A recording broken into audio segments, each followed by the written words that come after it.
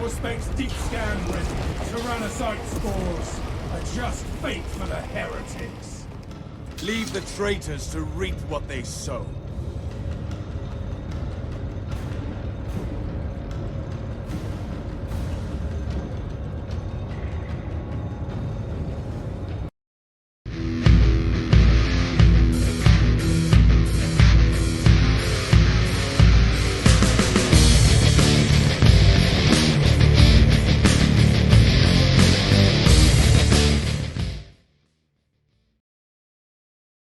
Howdy folks, welcome back to my YouTube channel. I am your host, The Mighty Bjorn, and today for you I have a brand new TTRPG video because today, folks, we're going to visit the grimdark world, well, the grimdark universe of the 41st millennium, because today I'm going to do a review of the Warhammer 40k Wrath and Glory core rulebook. Now this is going to be the revised core rulebook, which is made by Cubicle 7.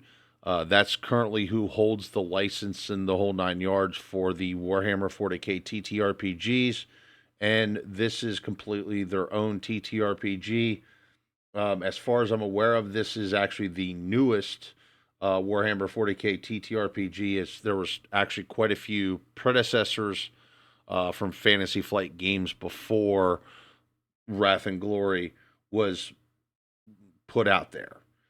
But before I get into the meat and potatoes of today's video and get on with my review, I would like to ask all of you, the viewers, for support for my channel. Like, comment, subscribe, share the video around. That really helps me out as a growing YouTube channel, and I really appreciate that kind of thing because, like I said, it does help me out. Next thing is I do have a Patreon page. I tend to post little snippets here and there about some upcoming content, so that can give you an idea of kind of what I'm working on in the background. There's a link down below in the video description. You can go check out my Patreon, and any support there would be greatly appreciated if you want to provide additional support. Anyway, let's get into it. So what is Wrath and Glory? Well, essentially, in the most generic terms, it is the grimdark universe of the 41st millennium, and that's pretty much the universe in itself. It's like I said, it's a TTRPG, things of that nature.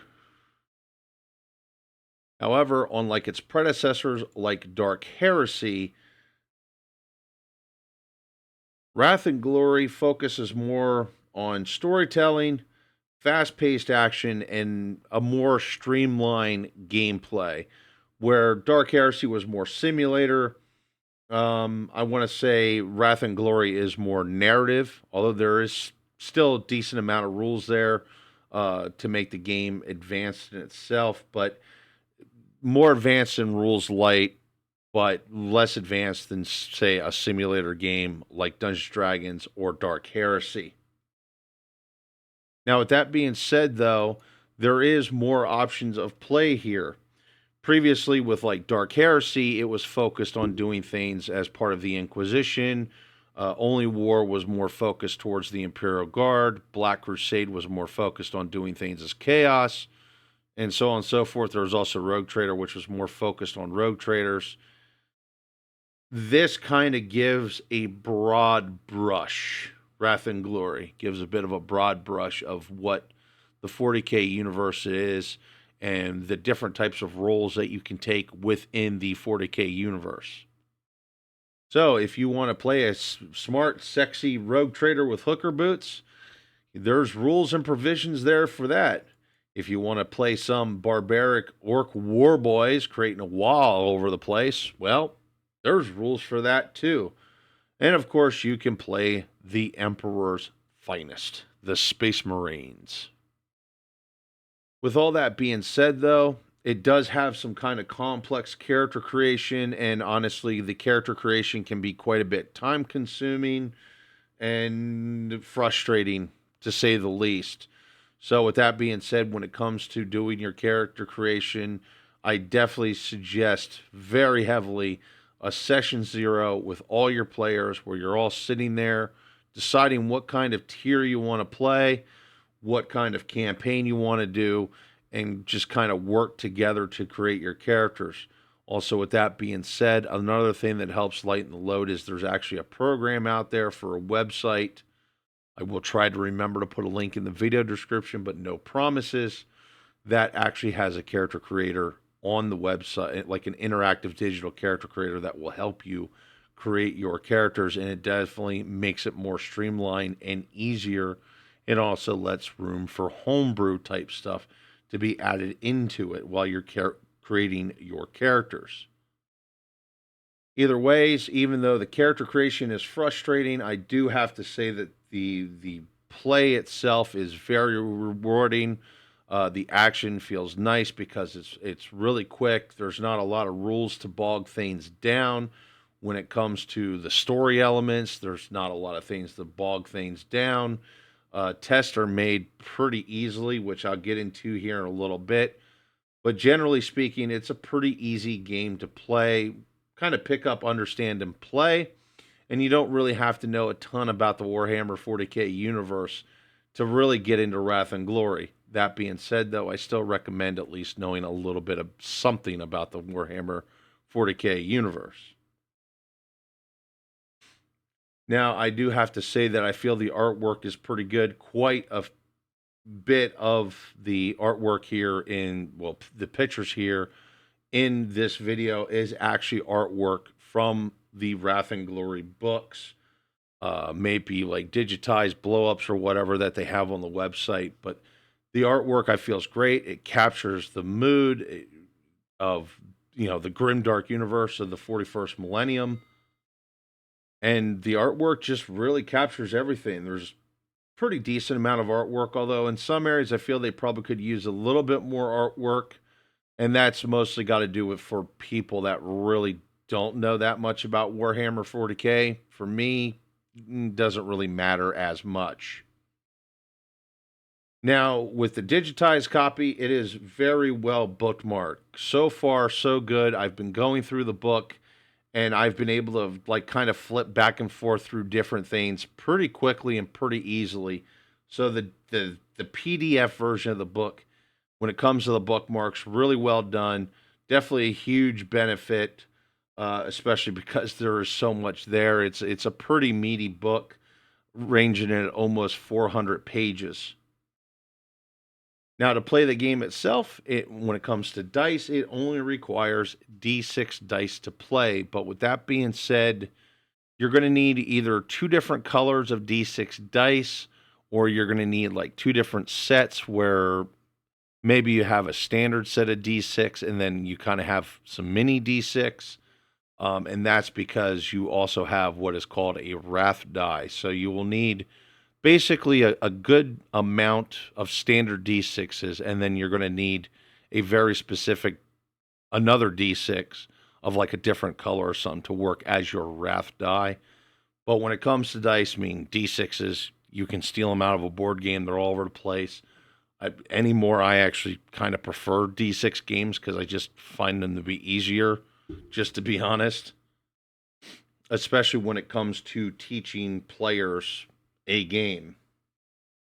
The next thing I want to bring up too is it is set in the Gilead system. At least the core rulebook is set for the Gilead system, which is kind of like segregated from the rest of the universe, but it gives you still a pretty decent sandbox within just being in one system itself. That being said, folks, it really doesn't matter.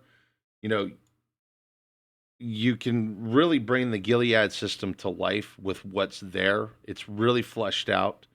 Now, there are certain points, there are some things that could be a bit more fleshed out if you really wanted to, but I think they kind of did that to give the game masters a little bit of a creative freedom for their settings that they want to do within Wrath and Glory. But with that being said, it's pretty well fleshed out. But realistically, it doesn't really matter, because if you don't want to use the Gilead system, you could easily go somewhere else, such as Macragge, which is the Ultramarines homeworld, or home system. Of course, who wants to play Ultramarines? I don't want to get into that. but there's definitely opportunity there for you to put stuff together to actually do other parts of the galaxy, if you will, or other parts of the Warhammer 40k universe. You don't actually have to use Gilead if you want to. I think they used Gilead because they could kind of section off a small part of the galaxy, say, here's this, have it really well fleshed out, and kind of make things a bit easier for newer game masters and for people that are not extremely familiar with the 40k universe. But if you're familiar and you got really good familiarity, you like to do your research on the 40k universe, you could easily do a completely different setting somewhere else within the 40k universe. Now, one thing I do feel is a little bit of a flaw is there is a good amount of different types of enemies within the book itself, but there's not really a ton. I kind of feel it's a little lacking here and there when it comes to enemies, which I'll get into some recommendations on kind of fixing that here in a bit, but it still gives some pretty good options to play with. You got orcs in there, you got chaos, you got Eldar, Dark Eldar is in there. I mean, you do got some stuff to work with, just not a ton of stuff. And there's just certain stuff that's not really in there at all, such as Gene Stealer Cultists. I don't recall seeing that in there. Also, another thing that's kind of missing is like the big, heavy war machines. I still have yet to see anything for the Baneblade in any of the Wrath and Glory books. I do have a bunch of the supplements. And I didn't really see anything on Titans either for how much Titans get talked about and featured in Warhammer 40k. Now, with that being said, there actually is a fan-made supplement that's free. You can go download called God Machines. Sorry, I just paused this recording for a moment to double check that. The fan-made supplement is called God Engines. And that essentially brains Titans into Wrath and Glory. So you could use Titans if you want to for your Wrath and Glory campaign. As well as there's really nothing there for Void Ships either, which kind of surprises me because literally a part of the game is actually playing the part of a rogue trader. That's if you want to. So it's kind of weird that they didn't really have a ton of stuff there when it comes to Void Ships. And in general, when it comes to play itself, it's really more focused on the Imperium than anything else. I kind of get that, but it does feel like if you want to play something outside of the Imperium, it can be a little lacking. Now, one thing I can definitely recommend, though, if I was to recommend some supplements, which I definitely do recommend these supplements because the first two supplements expands your enemy base. And the first one I recommend is Threat Assessment Xenos, which adds a bunch of different aliens. And it even, it adds some more aliens to the game. I believe it also had Tyranids in it. Threat Assessment also adds more enemies that already exist for races that's in Wrath and Glory, such as the Orcs. And it also adds some vehicles and things of that nature.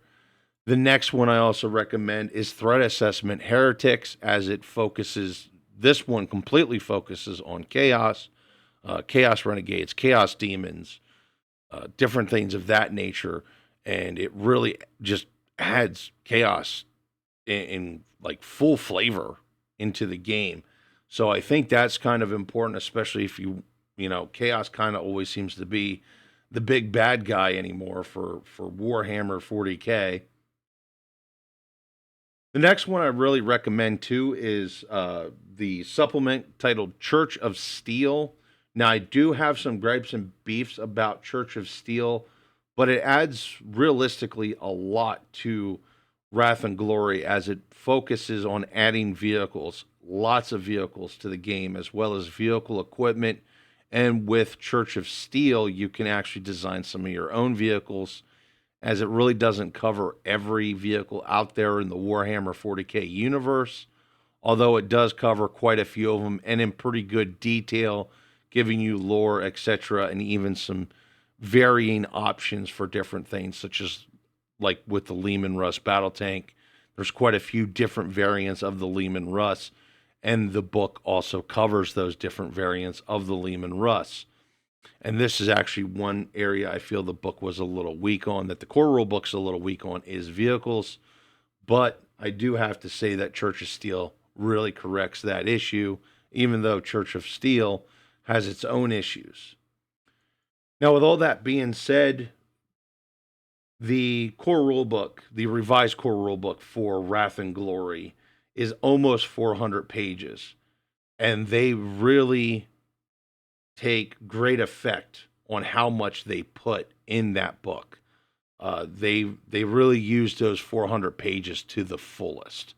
It's got a lot of information in there, lore information. It's got a lot of different equipment. The character creation, I said, really complex, but it's got pretty good detail on how to do that. So realistically, all in all, for what you get for I think the PDF was on Drive-Thru RPG for $30. And then you can get a printed copy with the PDF from Cubicle 7 for, if I remember correctly, it's $60. It's like $59.99. That's US, by the way. Yeah, I mean, it's really good. It's a really well-rounded system. Honestly, for $60 for a complete game is actually, in my opinion, pretty good.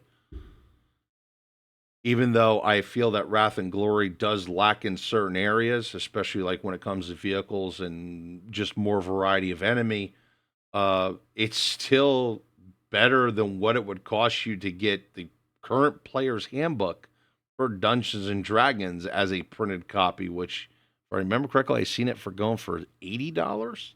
And that's just one book. You still need 2 more. But anyway, folks, that's my opinion about Wrath and Glory. I say if you're a 40k nerd, you need to check this out, especially if you're looking for a Warhammer 40k TTRPG. But anyway, folks, hopefully you all enjoyed this video. Thank you very much for tuning in, and have yourself a wonderful day.